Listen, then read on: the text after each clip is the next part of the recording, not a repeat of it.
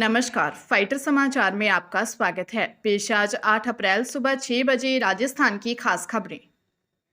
राजस्थान लोक सेवा आयोग की वरिष्ठ शारीरिक शिक्षा अध्यापक प्रतियोगी परीक्षा 2022 की लिखित परीक्षा में 4 अभ्यर्थियों ने प्रवेश पत्र व उपस्थिति पत्रक में हेरफेर कर अपनी जगह डमी अभ्यर्थी बैठा दिए। मामले में आयोग ने सिविल लाइन थाने में चारों अभ्यर्थियों के खिलाफ प्रकरण दर्ज करवाया है। मुकदमा दर्ज होने के साथ ही पुलिस ने त्वरित कार्रवाई कर एक अभ्यर्थी कैलाश जांगू निवासी जोधपुर लोहावट को पकड़ लिया है। कूट रचित तरीके से डमी अभ्यर्थी बैठाकर परीक्षा दिलवाने वाले 4 अभ्यर्थियों में अजमेर प्लाजा सिनेमा के पास स्थित आर्यपुत्री कन्या सीनियर सेकेंडरी स्कूल के अभ्यर्थी राकेश मैदा, सिविल लाइन स्थित राजकीय जवाहर सीनियर सेकेंडरी स्कूल के अभ्यर्थी गोपाल पुत्र बाबूलाल, विशालीनगर विजय सिंह पथिक, श्रीमवजीवी कॉलेज के अभ्यर्थी ज्ञानाराम और Savitri girls senior SCC school के अभ्यर्थी कैलाश जांगू शामिल हैं। पुलिस ने प्रकरण में कार्रवाई करते हुए जोधपुर लोहावट निवासी कैलाश जांगू को शनिवार देर रात पकड़कर पूछताछ शुरू कर दी है। राजस्थान में आयोजित हुई एसआई भर्ती परीक्षा 2021 पेपर लीक मामले में स्पेशल ऑपरेशन ग्रुप यानी एसओजी की लगातार कार्रवाई देखने को मिल रही है। इसी कड़ी में एसओजी ने गिरफ्तार प्रशिक्षु उप निरीक्षक हरखू चौधरी व जोधपुर कमिश्नरेट के कांस्टेबल अभिषेक बिश्नोई का डमी साक्षात्कार लिया। थानेदार का प्रशिक्षण ले रही हरखू राजस्थान के डीजीपी का नाम तक नहीं जानती है। उसने असम के राज्यपाल गुलाबचंद कटारिया को राजस्थान का वर्तमान गृह मंत्री बताया, जबकि गृह मंत्रालय राजस्थान के मुख्यमंत्री के पास है। एसओजी टीम ने गिरफ्तार प्रशिक्षु थानेदार हरखू के साथ उप निरीक्षक भर्ती परीक्षा में चयन होने वाले जोधपुर कमिश्नरेट के कांस्टेबल अभिषेक बिश्नोई का साक्षात्कार लिया। दोनों आरोपियों से अंग्रेजी व हिंदी के शब्द लिखवाए गए, जो भी सही नहीं लिख सके। दोनों के जवाब सुनकर एसओजी अधिकारी भी सन्न रह गए। पर्यायवाची व स्वावलंबन भी नहीं लिख पाए। राजस्थान में एसआई पेपर लीक मामले में एसओजी लगातार कार्रवाई में जुटी हुई है। इसी कड़ी में एसओजी ने गिरफ्तार आरोपी श्रवण राम बाबल का आपराधिक रिकॉर्ड निकलवाया है, जिसमें पता चला कि आरोपी श्रवण राम के खिलाफ 20 आपराधिक प्रकरण दर्ज हैं। वर्ष 2004 में जोधपुर के लूणी थाना क्षेत्र में साथियों के साथ शामी नाम के व्यक्ति की हत्या कर दी। इसी मामले में सजा भी हो गई थी। वर्ष 2011 में पैरोल पर छूटने के बाद साथियों के साथ दिनेश नांदू की हत्या कर दी। मादक पदार्थ तस्करी सहित कई अन्य आपराधिक प्रकरण दर्ज हैं। पेपर लीक सरगना जगदीश की एक जमीन को लेकर विवाद चल रहा था। जेल से बाहर आने पर श्रवण राम ने उस जमीन विवाद का निस्तारण करवाया था। इसके बाद दोनों में घनिष्ठता बढ़ गई थी। श्रवण की पुत्री चंचल का एसआई भर्ती परीक्षा का आवेदन पत्र भरवाया था। जगदीश ने परीक्षा से पहले प्रश्न पत्र हासिल कर लिया था। क्योंकि उसने जमीन विवाद का निस्तारण करवाया था, इसलिए जगदीश ने बगैर रुपए लिए प्रश्न पत्र श्रवण को दिया था। हालांकि एसओजी ने अभी तक इसकी पुष्टि नहीं की है। राजस्थान में लोकसभा चुनाव को लेकर कैंपेन कमेटी का गठन किया गया। कमेटी के चेयरमैन पूर्व मुख्यमंत्री अशोक गहलोत बनाए गए हैं। को चेयरमैन पूर्व विधानसभा अध्यक्ष सीपी जोशी को बनाया है। इसी प्रकार कमेटी के कन्वीनर प्रताप सिंह खाचरियावास और को कन्वीनर अशोक चांदना व रफीक खान को बनाया है। इसके अलावा 32 सदस्यीय कमेटी में 28 सदस्य बनाए गए हैं। सदस्यों में प्रदेशाध्यक्ष गोविंद डोटासरा, नेता प्रतिपक्ष टीकाराम जूली, सचिन पायलट, जितेंद्र सिंह, हरीश चौधरी और मोहन प्रकाश के अलावा कई पूर्व मंत्री और विधायक शामिल किए गए हैं। कैंपेन कमेटी में शामिल सीपी जोशी और प्रताप सिंह स्वयं भी चुनाव लड़ रहे हैं। बीकानेर जिले के गैंगस्टर रोहित गुदारा पर नेशनल इन्वेस्टिगेशन एजेंसी यानी एनआईए का शिकंजा कसता जा रहा है। एक महीने में दूसरी बार एनआईए की टीम लूणकरनसर स्थित रोहित गुदारा के घर पहुंची है, जहां उसके मां बाप से पूछताछ की जा रही है। माना जा रहा है कि फर्जी पासपोर्ट बनाकर विदेश जाने के मामले में सख्ती के साथ छानबीन हो रही है। जानकारी के अनुसार एक टीम बीकानेर पहुंची है। ये टीम लूणकरनसर के ढाणी 1 BHM में स्थित रोहित के घर सुबह सवेरे ही पहुंच गई। रोहित के घर पर उस समय उसके मां बाप के अलावा कुछ और रिश्तेदार भी थे।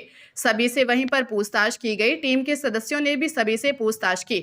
रोहित ने जिस शख्स के नाम पर फर्जी पासपोर्ट बनाया था, उसकी धरपकड़ की जा रही है। रोहित पर हत्या, लूट, फिरौती जैसे कई मामले में बीकानेर में दर्ज हैं। वहीं राज्य के कई अन्य थानों में भी एफआईआर है। अजमेर जिले के पुष्कर में प्रधानमंत्री नरेंद्र मोदी ने कांग्रेस और विपक्ष पर जमकर हमला किया। साथ ही भाजपा और केंद्र सरकार की उपलब्धियों का बखान किया। भाजपा के स्थापना दिवस पर पीएम मोदी ने जनसभा में उपस्थित लोगों को शुभकामनाएं दी। प्रधानमंत्री नरेंद्र मोदी ने कहा, आपका सपना मोदी का संकल्प है। हमें 2047 तक भारत को विकसित बनाना है। प्रधानमंत्री मोदी ने कहा कि कांग्रेस पार्टी ने एक झूठ का पुलिंदा जारी किया है, अपना घोषणा पत्र जारी किया है। हर पन्ने पर भारत के टुकड़े करने की बू आ रही है। कांग्रेस के घोषणा पत्र में वो ही सोच झलकती है जो सोच आजादी के समय मुस्लिम लीग में थी। प्रधानमंत्री नरेंद्र मोदी ने कहा कि राम मंदिर की प्राण प्रतिष्ठा में जो चला गया, कांग्रेस ने उसे 6 साल के लिए निकाल दिया। हमारे यहाँ तो राम राम सा करके प्रणाम करते हैं। राम के खिलाफ इतना गुस्सा मेरे दिमाग में नहीं बैठ रहा है। उत्तर भारत के प्रसिद्ध प्रमुख शक्तिपीठ स्थल कैला देवी आस्था धाम में कैला माता का चैत्र लक्खी मेला शुरू हो गया है, जो 22 अप्रैल तक चलेगा। मेले में भक्तों को लाने ले जाने के लिए राजस्थान परिवहन निगम की ओर से अलग अलग डिपो की 336 रोडवेज बसें लगाई गई हैं। साथ ही रेलवे ने भी मेला स्पेशल ट्रेन चलाई है। खास बात यह है कि राजस्थान रोडवेज मेला स्पेशल बसों में दर्शनार्थियों को किराए में 50% की छूट दी गई है। ऐसे में श्रद्धालु आम दिनों की तुलना में आधा किराया चुकाकर कैला मां के दरबार में पहुंच रहे हैं। हर साल की तरह इस साल भी लक्खी मेले में पैदल यात्रियों की आवक शुरू हो गई है। तकरीबन 50 लाख से ज्यादा श्रद्धालु इस मेले में हर साल आते हैं। खास बात यह है कि लक्खी मेले में एमपी, यूपी, हरियाणा, दिल्ली से लाखों श्रद्धालु हजारों किलोमीटर पैदल चलकर मां के दरबार में दर्शन के लिए आते हैं।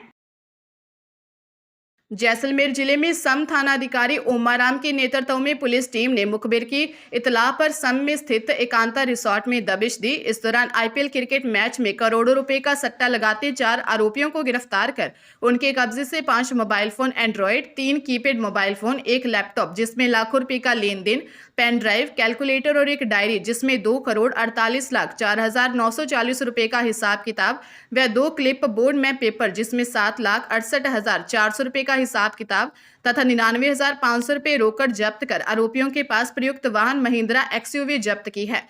पुलिस ने हरगोबिंद बसेर, अरविंद चौधरी, लालूराम भट्ट, सुरेश मालवीय को गिरफ्तार किया है। सभी आरोपी नीमच मध्य प्रदेश के रहने वाले हैं। पुलिस के अनुसार आरोपियों के विरुद्ध पूर्व में कई मामले दर्ज हैं।